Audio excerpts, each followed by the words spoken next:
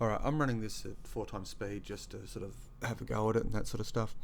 But yeah, okay, so at this stage of the modelling, what I'm doing is going through and just blocking out where I'm going to put the doors in. Um, this first time I sort of started to have a go at it, realised there was a slight problem on the flip side of the vehicle, but we'll get to that in just a sec. But yeah, here I'm going to working out where the door should be placed, separating it out. So this is P to separate from selection. What it allows me to do is to split off this part of the mesh and you create a separate object, and you'll notice that appearing in the outliner on the side.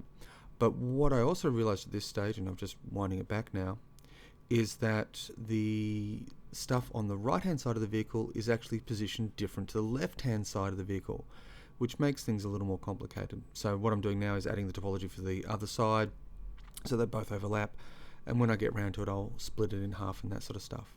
Alright, thanks.